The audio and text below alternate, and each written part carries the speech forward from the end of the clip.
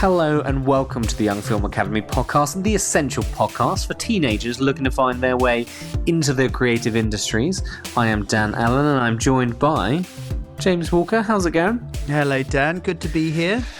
Dun dun dun dun dun dun dun. There is the segue to music. Who thought that you were going to get Star Wars from Dan Allen just to kick us off? I mean, to be honest, there's a 10 to 15% chance every single day is what people don't realise that there will be some Star Wars popping up. But yeah, and I wasn't trying to do Emperor's theme for you specifically. That's very kind. But I was, I thought, power and energy. You thought, let's get us music. talking about music. That was the segue. Effortless. Just so effortless there. Into music. Because today we're talking about music, and specifically, we've dealt with music on this pod in a number of different ways. We've talked to composers, we've talked to music supervisors, and there's lots of other ways. But one of them is to talk to people who have libraries of music that can be used on media projects, and to talk about what exactly a library is, and also talk on this thorny issue of copyright, which I personally have had some experiences with, which has taught me that you really got to get yourself the right side of this. You do not want to skimp on knowledge or admin at the beginning, because you end up later down the line when you've entered your film for festivals or you're trying to sell it or something. It's an absolute nightmare. You need to get it clear from the beginning. So we're really happy to be talking to some of our partners actually, Young Film Academy. We have a fantastic partnership with Mediatracks Music. They're at mediatracks.co.uk, and they are an independent production music service, and they provide really high quality music, and we'll talk about that. It genuinely is really, really good quality stuff, and it's particularly music for film, television, advertising, podcasts, all that good stuff.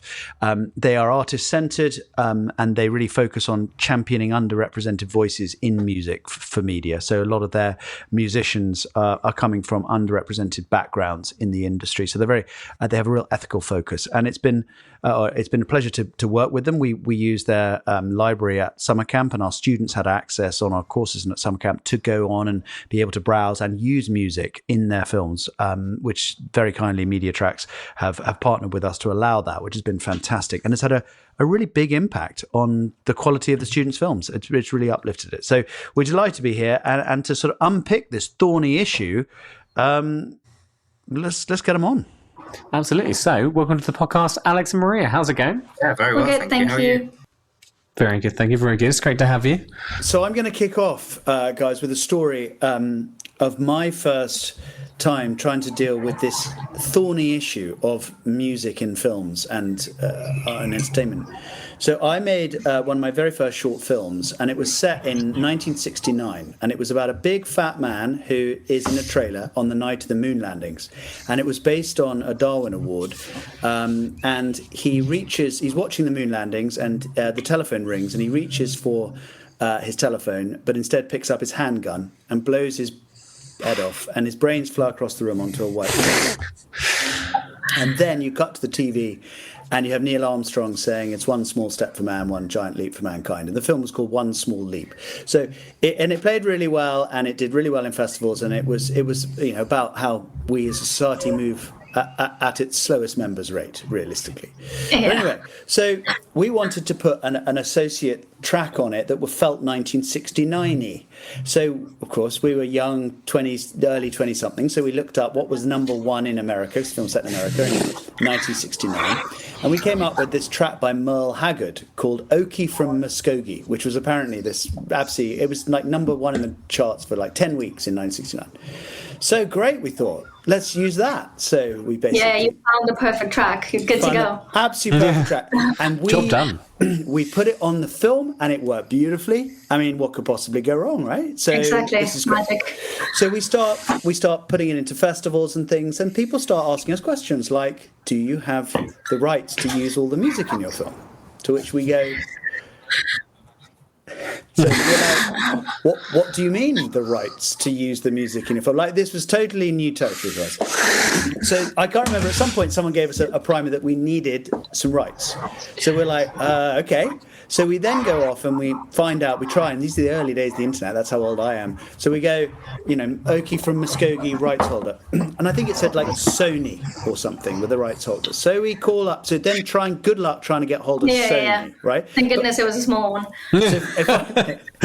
So finally we get hold of somebody at Sony, picks up a phone eventually, and I say, this track, and they go, oh no, that's not ours. We don't own the rights to that. And I'm like, what do you mean? And they go, yeah, no, we're not even sure really, to be honest, who owns there's a lot of this, we're not quite sure. We think it might be this other label.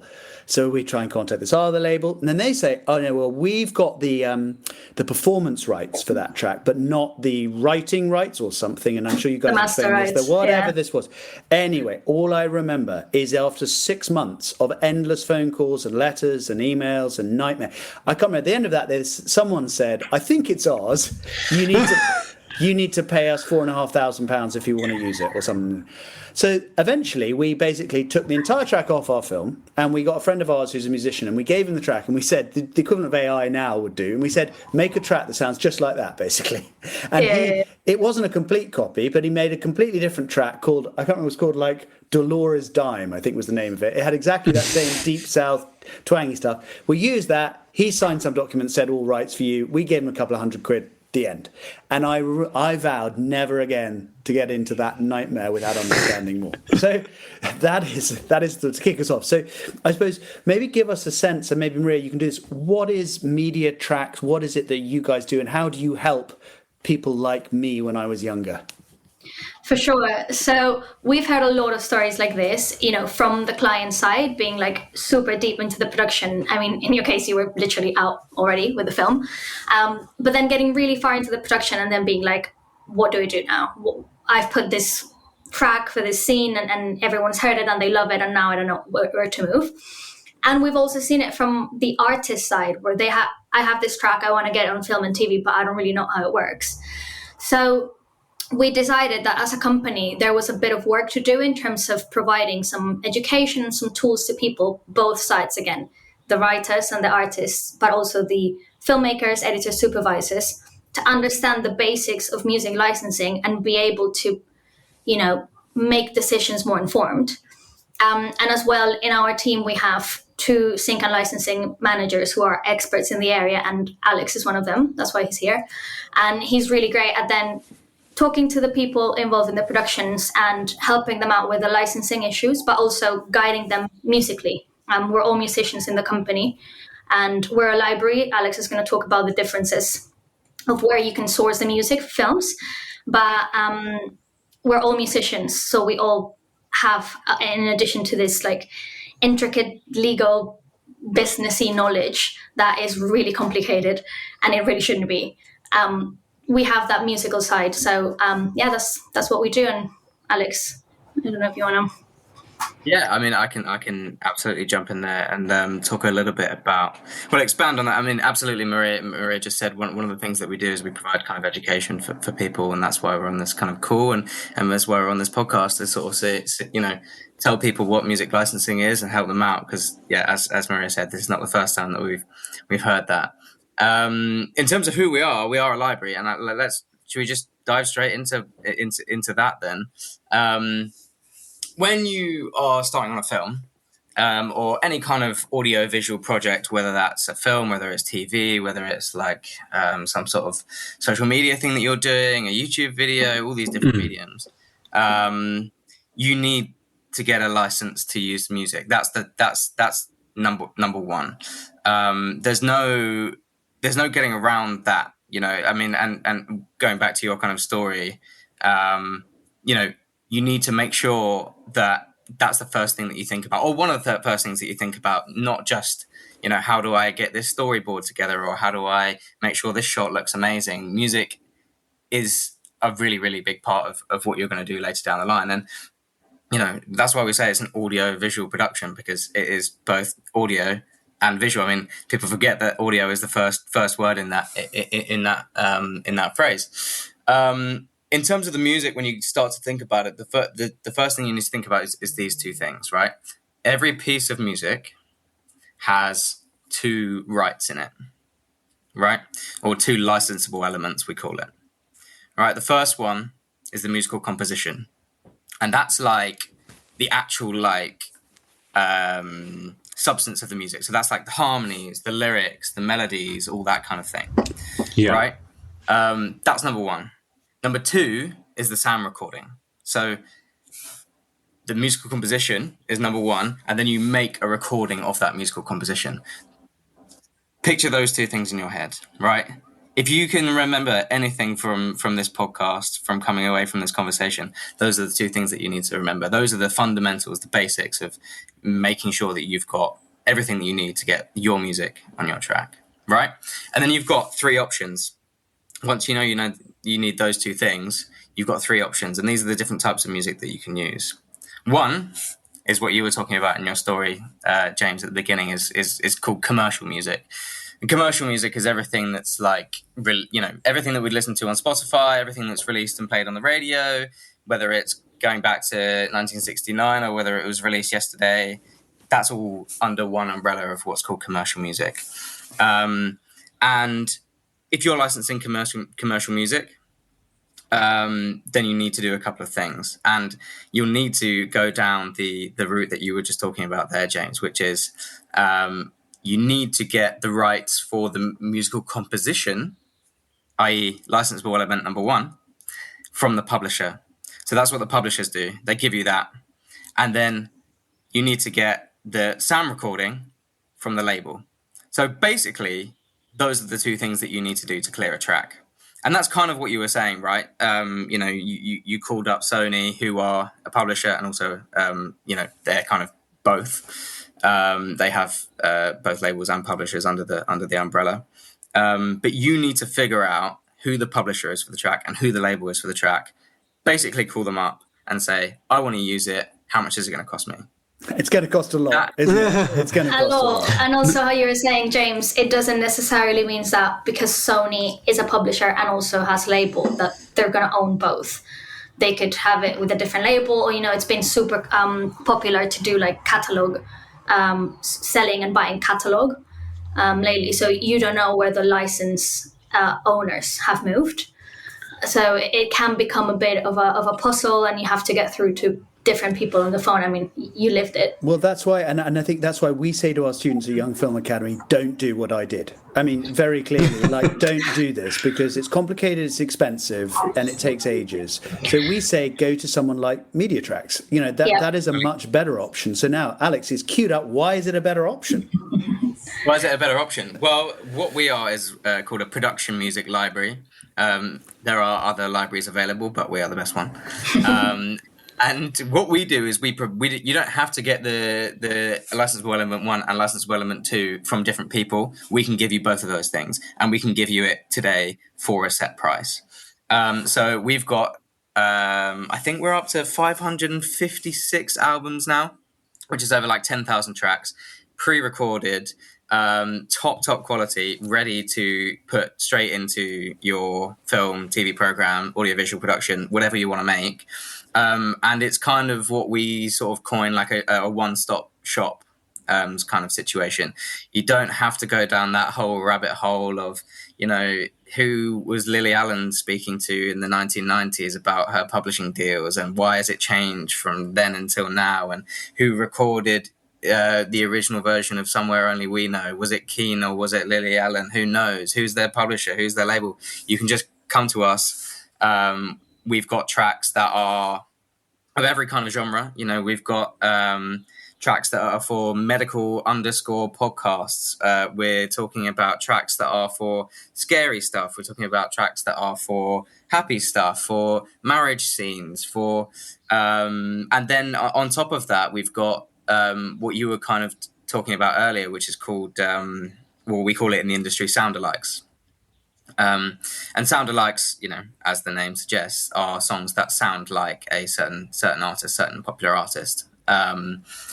obviously it's much cheaper to license, a Dua Lipa sounding song than it is to license a Dua Lipa song. Yeah. But this is going to lead us into this whole area of slightly where AI gets into the, because I know there's some legal stuff around this about when you're really treading on the toes. And maybe before that, I would say, I think one of the things that's so good about the Mediatracks library is that there is, historically there's been this thing, at Young Film Academy, students want to put commercial music on because that's what they're familiar with, right? So they'll start by putting, they'll put a Britney Spears track on and they'll be like, wow, my film looks awesome, it's great. And then they realise they can't use it. So But then they make a follow-up mistake though, don't they, James, where they'll then find out they can't use it because we tell them. So then they go onto YouTube and they type in copyright-free music and then just rip it off of YouTube, and that makes me cringe, and I know it's making you guys cringe for like the same reasons. Do you want to explain why that's a bad thing to do? Well, yeah, copyright-free music just simply doesn't exist. That whole phrase just makes no sense, because every music has copyright. When you just make a song, and you publish it in some kind of way, immediately that has copyright in it. Like and then you have to clear it. So copyright free doesn't exist. It's not like it suddenly vanishes out the window and you suddenly don't have to do anything.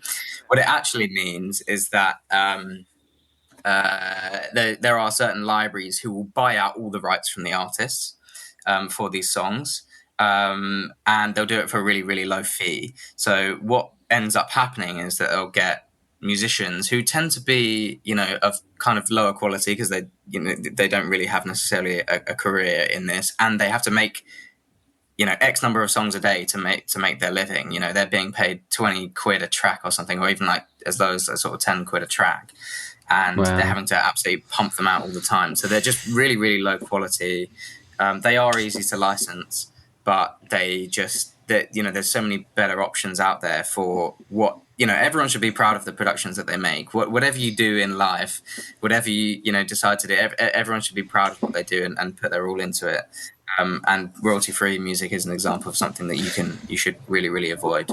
Yeah, and very often as well, it's misleading, isn't it? It's like they don't tell you sometimes that you have to pay to use it. It's like royalty-free, but only once you've paid. So it's sort of paints itself like you can use it, but you actually can't. It's just to get the SEO optimization and get the clicks. But also, if you are going to YouTube and typing like royalty-free music, the chances are a lot of people are doing that. So everyone's going to be using like the same 5 tracks, which sound really poor quality. And how are you downloading them from YouTube? Like youtube.mp3.org. So the quality gets, washed down. And as Alex was saying, we have our catalog really well like specified into like the purpose of the tracks as well as the musicality, so you can find music genres. Like we just released a country album that's kind of the vibe of like Beyonce's new country album, and of course we're not copying Beyonce and we're not copying her voice and her lyrics, but we know that that's popular. We know that country is having a rise again in the popular community, so we have that kind of sounding that if you're like 16 and you're doing your short and you kind of want to have that vibe, you can get it in a way that 1 is legal, and 2, that the writers are getting the recognition that they deserve from those tracks. So it's a win-win, really. Well, and I think that what you've done so well at Mediatracks is actually, I would say the quality of your music is a cut above. And what we found in the past is that, exactly as you say, like a lot of editing programs, for instance, Final Cut Pro has a built-in library of music, which is actually really good. And a lot of students start there, and there's enough of it that you don't quite, in the bad old days of iMovie, there used to be 50 tracks, and you just knew that track, and you'd see it right in adverts because they'd use it, and you'd be like, oh my God, it's that iMovie track. And it was just getting used time and time again. But over time that sort of developed. But certainly when we listen to the Mediatracks library, I would say there's a real cinematic quality to a lot of the music that's on there, which really appealed to us, and hence why we're delighted to be partnering with you, because giving access to our students to your library of that really cinematic style music really lifts the production values for them. And actually for our students, the biggest problem is they spend so much time listening to the music because they enjoy it so much that it takes ages. So it's almost, there's too much choice. But no, really, it's fantastic. So I suppose my question would be, why why is it that your music sounds really, in this case, cinematic in certain instances, as opposed to other libraries which can sound a bit thin? Do you know what I mean? And a bit MIDI, a bit budget sounding. Yeah. So I think the most important thing for us in Mediatracks is the human component and the relationships that we build with the artists and with our partners. So we work with a group of composers that we know quite well. We know their strengths. We know the music that they work in, and we're constantly looking for new artists and to bring them into the catalog, but working with them closely. We're very strict with quality control, and as I said, we're all musicians, so we can detect quickly, like, oh, that trumpet's MIDI, or this sounds very flat. And we try to, it's absolutely fine to use like in the box VST virtual instruments. We're not expecting people to book out Abbey Road and record an orchestra. But today, and this has been a development of, many years, and AI assistively, and they are really good virtual instruments, really, really good. And more than ever, writers are also producers and also sound engineers. So one person can deliver a really good product with not that much money invested in it. Do you guys make songs for the platform? Because I know you guys mentioned that you're both musicians. I didn't know if you're keep sort of sliding the CDs onto the table and be like, what about these ones, guys? That I just happened to find. Well, the ones that we're just promoting the most in the homepage. I've just finished my first album with Mediatracks. Congratulations. So I'm Colombian, and I love boleros, which is like, Buena Vista Social Club, that kind of music. So I worked with 2 Colombian producers that live in London, and we made a 4-track EP of like boleros around Latin America. And amazing. I've been telling Alex that he should make a trombone album. Yeah, I play the trombone. There hasn't been a call for trombone yet. There's just not enough solo trombone film soundtracks, I feel.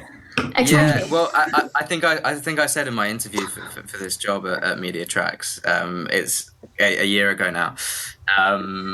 My 2 favorite things are playing the trombone and watching snooker, and so it's my dream for the snooker soundtrack to be a solo trombone album. Trombone only. And look, if that's recorded by me, then that's absolutely, that would be a proper winner. But just to go back to your point, James, about quality on this, the library. So my job is to make sure that our library is what's called synced, or is put onto all sorts of different types of productions, and that includes the Netflix productions, Amazon Prime productions, all the top productions that are going across all different sorts of channels, and BBC, ITV, all that sort of stuff. So our library needs to be of the highest quality. It's not just people who are coming into the filmmaking world for the first time. It's people that have been working in the film world for many, many, many years, and quite frankly, they expect these things to be of the highest quality. So that's why we need to hold ourselves to that quality as well, so that we can do the best for the musicians that we represent, including Maria. I actually haven't heard next month. I haven't heard Maria's album yet, but we can put it in the background of this whole podcast. Yeah. I like that. Yeah. That'd be nice. Yeah, and just to touch on that very quickly, I think library music had a really bad reputation before. It was like elevator music and like Muzak and all that stuff. And sure, maybe in the 80s it had that quality, but nowadays, if you work with a library that is serious, the difference between production music and commercial music in terms of quality, I would say, is none. They sound very good. I often play a game. Sorry to jump in there, Maria, but I often play a game with friends of mine or producers that we work with, and I play them a commercial track or like a commercially released track, and then I play them a production music track, and then I say which is which. And so often maybe that's a game that you could play with Young Film Academy there, and be like, which is a commercial release track and which is a production music track, because you'll be astounded. People, who are top executives in the music industry who claim that they know absolutely everything, they wouldn't be able to tell them apart. So yeah, the quality is just up there. And in addition of quality, it becomes because it's written for that purpose, it becomes easier to put into your film for different reasons. One, we always include versions. So we have the main track, We have an instrumental that you can get right away, so you don't have to like try to remove the vocals with some weird AI tool. It also has cut down, so it has a 30-second version, which works if you have like a promo. And on request, we also give stems, which is, you know, if you're using a commercial track, good luck trying to get the stems for that track to be able to edit. So it's just those perks in addition of the licensing being way easier and the price being more affordable. Yeah, well let's break down the price thing actually. So here we go. I'm a 17-year-old and I'm really keen. I've come to Young Film Academy. I've done some courses and I now want to go home. I use Media Tracks on a Young Film Academy course. I thought it was really cool. And I've gone home and I made a short film and I want to put it on the festival circuit. And I've listened to this podcast. I'm like, James was an idiot. I'm not going to do what James did. I'm not going to use that Beyonce track. I'm going to go to Media Tracks. So they go to mediatracks.co.uk and they have a look around. They find the track they like. Let's say they want 2 tracks.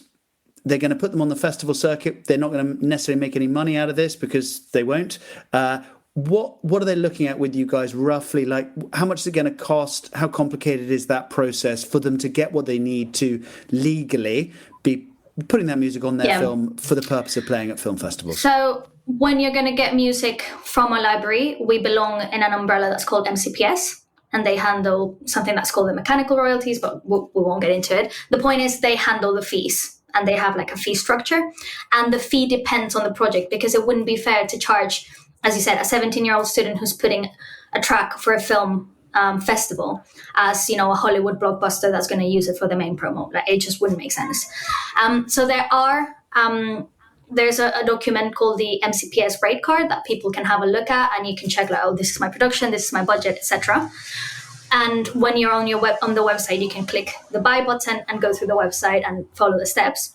What I would recommend is if you're a student and you're young and you're doing this, you can just contact Alex directly because he will be able to guide you through the licensing process. And if you're a student, there are certain discounts that could be applied to you, and you can really, really get your tracks out for super affordable levels. But just give us some. Are we looking at less than £50 a track? Are we looking at more than that, roughly?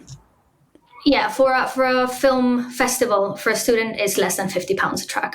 And that will cover, you don't have to pay that for every film festival that you put it out. That gives you the right to print your project and start delivering it for that purpose, which is film festivals. Fantastic. So you pay a one-off fee, and that gives you the right to use that track in your film across as many festivals as it gets into. Correct. And then let's say, you know, it gets into a festival, it starts to get a lot of traction and, you know, amazing, someone wants to buy it and put it out. Then you would need a different license because now the usage is going to be commercial. And just from a, you know, logical and ethical point of view, think about, you know, the writer is getting money, the composer, for the usage at the film festival, and they understand it's not commercial, it's supporting your career. But if your project is now being commercially streamed and it's making loads of money, it makes sense that the writer is also making money from that. Yeah, that makes total sense. And I do know that the fees that you guys charge are very reasonable for upcoming young people who can do this. It really does make it affordable to use incredibly high quality music. And as you say, you know, I've recorded with whole orchestras for movies, which is an amazing experience, but it's incredibly expensive, let me tell you. A charge per hour, I do know, and eye-watering. So, you know, they're getting very close to that kind of quality level for an absolute fraction of the price. So I think it's a fantastic tool to add production values. And maybe we could just talk about the musician in this. Excuse me. You know, roughly, how does it work? You know, is there some form of split, kind of in terms of, you know, that's £10 is paid by someone to use a bit of music somewhere. Roughly, kind of, what's the musician going to receive out of that £10? Like, how does this work? And are there lots of different people who need to get paid out? How does that finance piece work? I'll jump into this one. So the standard sort of splits for any production music library, us included, is 50-50. So it's just straight down the line, 50-50. That's kind of the industry standard for most publishing deals. So the musician will just get basically half of everything from that upfront fee, depending on where it's then used. So say you're like it gets used on like a BBC program. then what would happen is they'll pay paid royalties every single time that it appears on the TV. So that will also be split 50-50. So wherever we receive money for it, then it will be split literally 50-50 down the line. So yeah, that's pretty simple. And so can musicians, make a good living? Is this almost always used to sort of supplement their live stuff? Like giving us a sense of the humans you're working with. Where does this fit into their portfolio career? Yeah, so we definitely always tell musicians, as an artist, as a musician, and as a filmmaker, and everyone involved in artistic industries, we normally have different streams of income. Because, to be more stable, but also I think that's kind of like how our brains work. I like to do different things, different days, and like satisfy different aspects of creativity. But definitely, I always tell people, we do a lot of writing camps, people that have never written film and TV. And I tell them, think of this as your composer pension. You're putting music out there.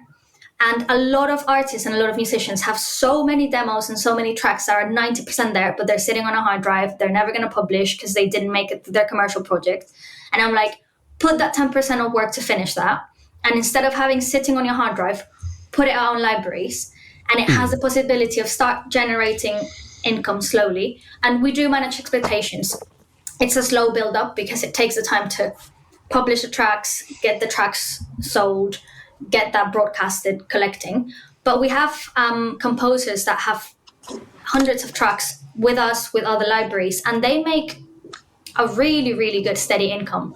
That they literally think this is my pension because this is going to be rolling. I made this track in 2018 and it's still paying me. So yeah, fantastic. And more than that. Sorry, just to jump in there, James. And more than that, there are some people who are earning lots and lots of money from this method of composing, and good on them. But unfortunately, not everyone knows about this. Knows about this side of the industry, and that's not what we stand for. We think that everyone should have access to every single legitimate revenue stream that they can. So I suppose that brings us on to AI, and obviously in the film industry, I was about to say we're all scared that AI is going to mean that that a lot of jobs are lost and that the craft is lost. I mean, I do know I have a composer friend, and he's terrified about the sense that you can kind of almost have a site now that you can tell, I want it to be 20 seconds long, I want it to feel scary, I want it to start big, I want it to peter out towards the end. Go. I made a song. I think, on like an AI song platform the other day, I said, I want a folk song about my dad telling stories from his diary, because he always does that, and they're boring. But I said, and they captivate the whole world. Stories include cricket, football, etc., etc. And literally within seconds, it spat out like a whole song with lyrics vocally performed. I hadn't seen something that good yet, and it was frightening. Very funny, but yeah, I don't know what your guys' thoughts are. Yeah, well, I mean, the thing with AI is that AI has been around for like 60 years. It's having a boom now because now a type of AI that's called generative AI is, making a lot of noise. ChatGPT, we all use it. But there's been assistive AI since forever in music. If you use Isotope plugins or any like noise reduction, that is AI. Sampling now involves some like assistive AI as well. So in our Mediatracks perspective, anything that's assistive AI, anything that can help your job be easier. For example, there's platforms that help you with metadata tagging for the music. AI doing it, well, that's brilliant because it's going to help us sell the music, and that's going to help everyone in the end. Where we have a strong stand, and that's the same strong stand that the music industry has in this country and in the United States and in most places in the world, is with generative AI. And that's the one that you use, Dan, and the one that freaked you out. Yeah. Because the main problem with that AI, apart that they sound a bit soulless and the music sounds a bit bad, it is that the way that those machines learned that music was illegal, because there was no licensing in place to scrape the internet and put those tracks up on the machine learning.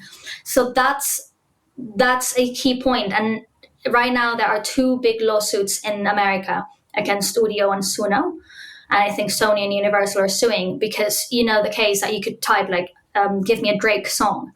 And it was like out virtually the song, so it must have learned off the actual song. It must have learned from Drake, because otherwise how would have known? So they asked, okay, give me a list of all the things that you use to train your machine, and they said, we don't have that. Of course they do. But we they don't knew have that is nonsense, isn't it? Exactly, but they knew that they were breaking the law.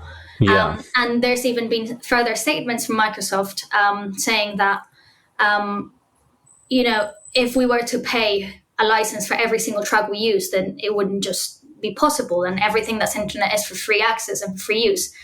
And that's, you know, if you read Microsoft's terms and conditions, they clearly say that a lot of their things are not for free use, even though they're on the internet.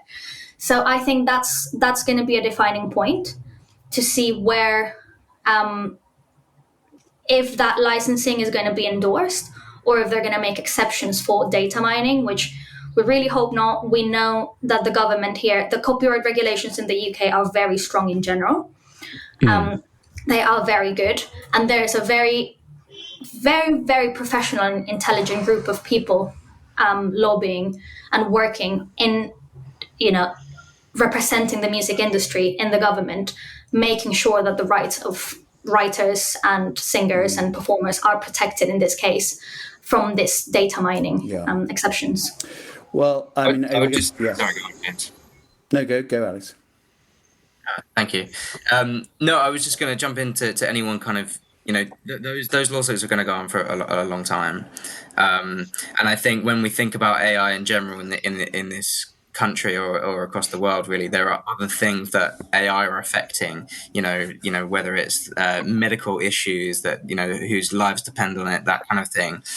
So that, you know, realistically, music's kind of down the order in those conversations. And so until those conversations are up, you know, for anyone trying to use AI music, whether Dan, that's you know, you doing songs that about my dad song online, and you know, that might have been just a bit of fun for a little project, you know, at the weekend or something. But you know, actually using that music in your audiovisual project is just risky. It's going to be really risky, and you're going to come up against a lot of licensing issues down the road. You're going to come up against a lot of barriers because you know, those conversations haven't been resolved. You might be storing yourself up problems for later. Exactly. So, and it depends on the territory that's going to be distributed. Was that legal there? Are they going to allow that? So it's a minefield. I would never put in any of my projects something that I'm not 100% sure. I think that's great, and that would be my note from my experience as a producer too, is actually for all those young people out there looking to do these projects, keep it simple. If you can get everything neatly wrapped up, you will save yourself so much aggro by that. Don't worry about the extra few quid if it's a few quid. I mean, just get the simplicity there. So yeah, completely. Well, I know that we need to be coming to a stop pretty soon, so maybe we can take you guys on a whistle-stop tour back to your teenage selves. You know, you've both got into this particular business and this area of the creative industries. So maybe Maria, you know, what were you like as a teenager? Were you into music? Was this something that you thought you were going to do? And what advice would you be giving to your teenage self now, knowing what you now know? Yeah, I was always into music. I've always loved singing. I grew up listening to boleros and playing guitar. So I always knew I wanted to do something related to music, but also in school, I, you know, was a typical nerd. I loved all the subjects, but I really loved physics and maths. So I thought I want a way to combine those two. And I decided to study sound engineering, which was, you know, a really fun way to still keep in touch with my musical side and do some applied maths and physics. And then life took me to the music publishing world, which, you know, that's the industry I'm in, and that's the industry I really love. So I guess what advice would I give to my younger self? Maybe, you know, these are professions that are more like hands-on work. And sometimes I was very preoccupied with doing every homework and everything instead of just spending more time mixing or more time playing and more time with like hands-on with the project itself. So make some time to continue making more music and more mixing, mastering directly. Keep creative, yeah. And exactly. Alex, what about you? Yeah. I would say I was probably a bit of a nerd at school. I mean, being a trombone player, it's hard not to be seen as as those. So I spent my youth kind of like playing in loads of orchestras. That was kind of how I got my music fix. I played in sort of jazz bands and like literally everything and anything that I could possibly do. That was my thing. I wanted to be the like principal trombone player in the London Symphony Orchestra. That was like my thing. I just really wanted that so badly. And you know, I did school and stuff, and I did well in school. And then I came to a crossroads at 18. I was like, do I go to music college where I can just play trombone all day, every day? Or do I want to go into the business of music? And that's kind of the thoughts I had in my head. And eventually I went to university instead, and I studied music there. And I loved it. I was like,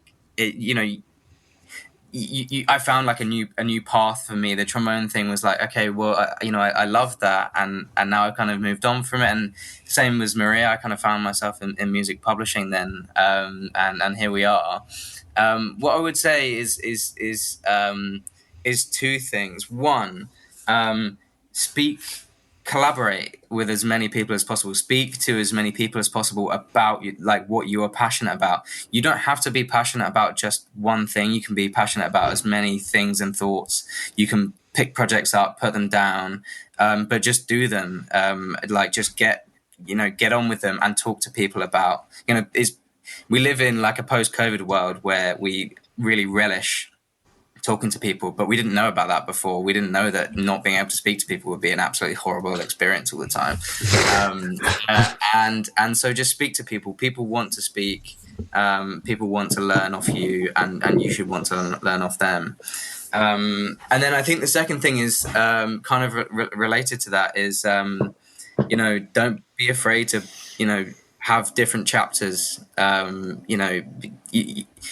was transfixed on that one thing in my life, and now I'm so pleased that I didn't go down that trombone playing route, music performance route. Don't be afraid to turn in different directions, and just embrace all of that and have fun along the way, really. So that's kind of a long thing I'd say to myself. And actually, if I was probably 17 years old, I'd probably be like, what on earth? His people. Yeah, you'd have been like, shut up. Yeah, your attention span wouldn't be that long. Exactly.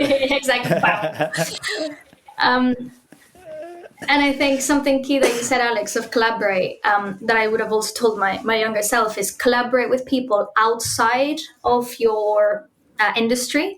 So I was, a musician, and I hung out with musicians only and blah. And if I could have told myself, hey, why don't you talk to the people that are studying film? Why don't you talk to the people that are studying performing arts, dancing? Because you are more likely to start doing projects with them. So that's really like that interdisciplinary collaboration is super important. And it can give way to so many projects. Yeah, I think that's absolutely right. And for young filmmakers that we work with, we absolutely encourage that. They all have different areas of interest and skills. But of course, in a film, you need all of those different interests and skills. You can't have just camera operators. You need screenwriters and producers and and the list goes on. And you also need musicians and copyright libraries and music libraries like yours. So thank you so much for giving us a sense of what you're all about. And as I say, we've absolutely loved using the library that you have, and it's given our students a real a boost to all of their productions. So thanks for shedding a light on it. Thank you so much. It's been great to talk. If anyone's got any questions that's listening to this, please don't hesitate to get in touch. We're always happy to hear from people. Thank you so much for having us on. What's the best way that they can get in touch? Is it through email, we've got an social Instagram, media? Media Tracks on our Instagram. I think that's the handle, isn't it? Media Tracks UK. Media Tracks UK. Yeah. Or just ping me an email, alex@mediatracks.co.uk. And we can go from there. And have a look at our website, all of our tracks. You can listen to them, and if you want to buy them or download them, you just make a user, which is free, and you can use our music for like a placeholder without having to pay. The moment that you need to pay is when you're like, okay, this is the final project, this is where I'm going to use it for. So feel free to start navigating the website and drop us an email. Mine is maria@mediatracks.co.uk. Amazing. Thank you so much for having us. Thank you so much, guys. It's been a real treat.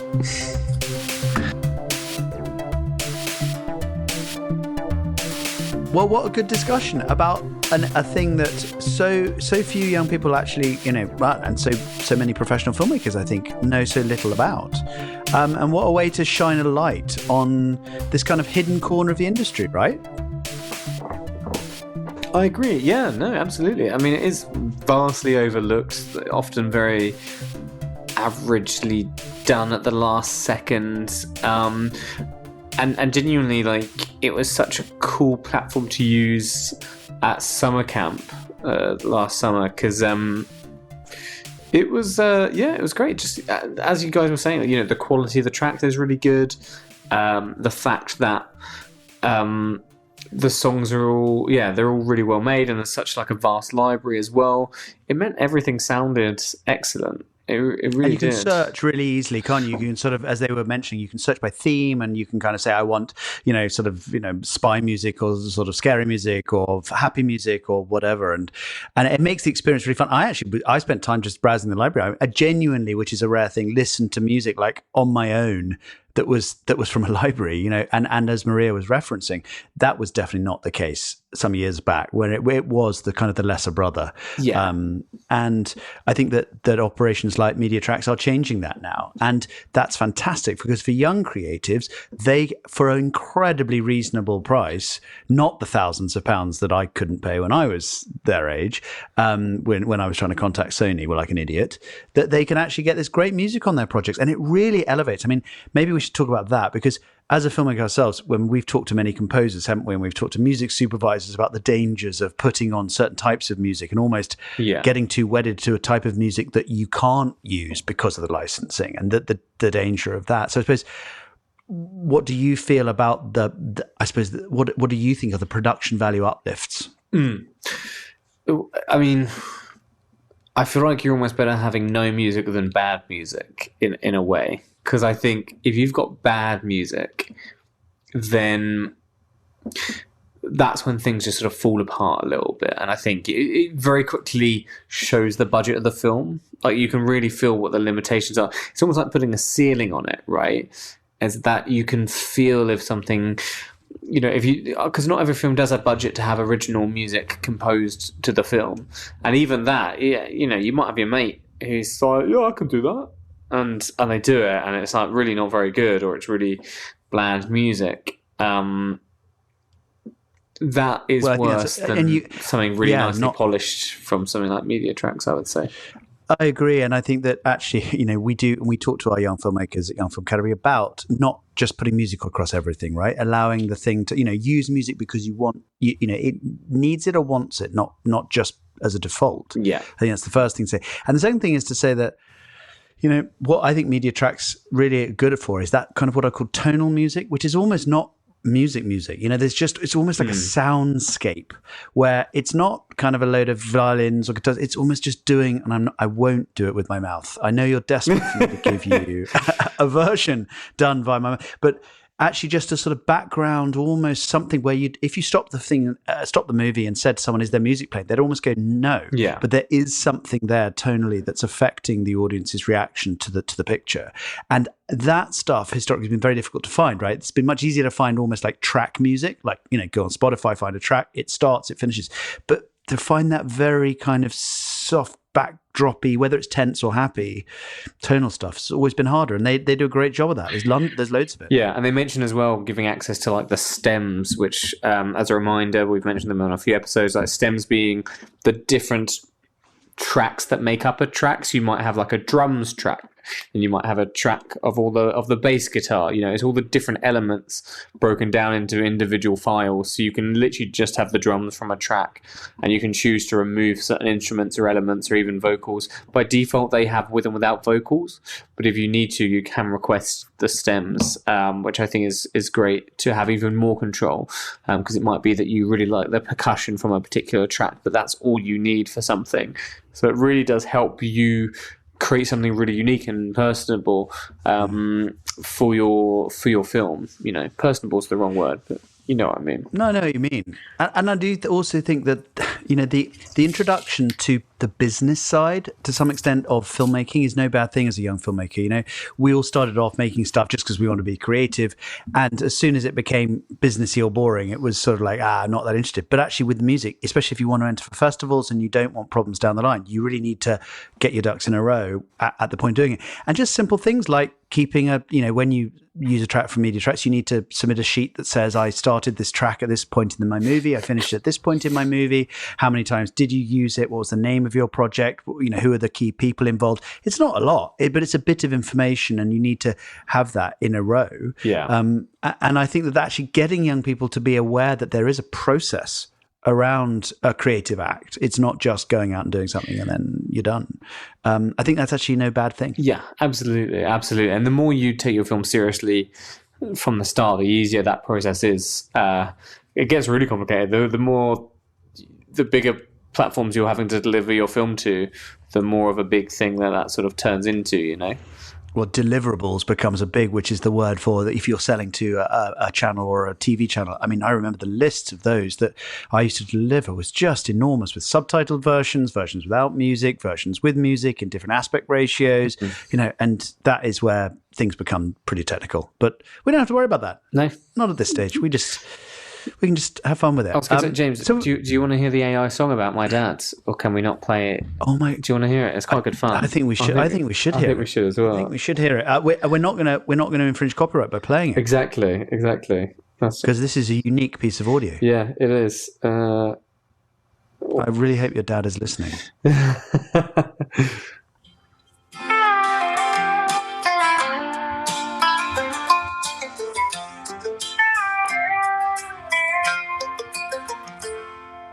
Callan had a tattered book he'd read under the porch light, with tales of games and simpered days wrapped in the stillness of night.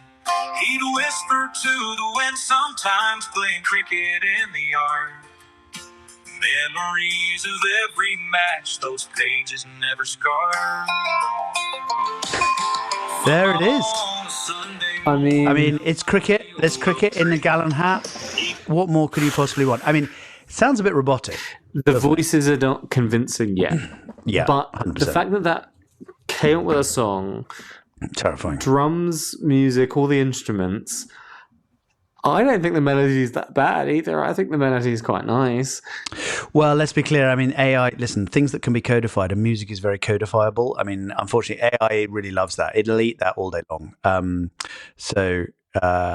I think that is a key part of the new development in AI is going to be, when it gets beyond just the easily codifiable, and maybe it'll come for films and moving pictures, but we'll see.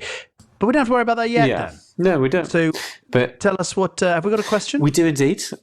This is a question from Jamie. Jamie wants to know: do I need to go through the same copyright process that I would for music if I am looking to put sound effects in my film? Ooh. No, actually, that's a really good question, Jamie, because I mean, sound effects are, they are copyrightable things. So, I mean, I actually don't know the answer to this. Dan, do you? I mean, I know the answer is usually people use sound effects that have been put into particular projects for Final Cut or things like that. And so they don't have to get a specific license because the license has already been pre-agreed if you're using it through one of those programs. But if you're sort of downloading sound effects off the internet and things, do they come with their own licensing? Things like that, do you know? Yeah, I think it's the same sort of thing. Obviously, everything will have copyright, as Alex was talking about earlier. With sound effects, there's a few more open access libraries that you can access that have a vast array of quality. And what I mean by that, there is a big spread of terrible stuff and good stuff on there. Freesound is like the really big platform that is very good for sound effects. It also has some music stuff on there as well. But you have to be careful when you search Freesound. There's a couple of copyright options that you can toggle, and one of them is Creative Commons 0. So whenever I go on Freesound, I always make sure I click that one only, which basically says whoever's recorded this sound has waived any rights to it, so you can use it without attribution. It just makes the whole process much easier. You can just put that sound effect wherever, and it's okay. Almost every other sound effect on that platform requires attribution of some sort, so you have to put in the credits the author of the sound effect. and I don't know. I mean, I assume a lot of the students haven't worked on features, but if you're having to go through like every gunshot and every do you see what I mean? Footprint, yeah. So very quickly, long that list. sounds like a lot of time and effort that is painful.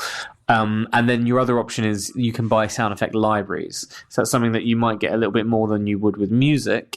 Is that you can buy like a pack of, say, like 500 action sound effects, and generally you're paying for a license to use that in almost every capacity. So just double check what the copyright is, but you can download sound effect packs. But again, we warn you against the whole going onto YouTube, typing in copyright free sound effects, because often what it means is it's royalty free, which means you don't have to pay every time someone plays that sound effect. But it doesn't mean that you don't have to pay for the sound effect to begin with. And the moment you actually click on the description, there'll be a link to buy that sound effect. So yeah, free sound, Creative Commons 0, or sound effect packs is the way to go.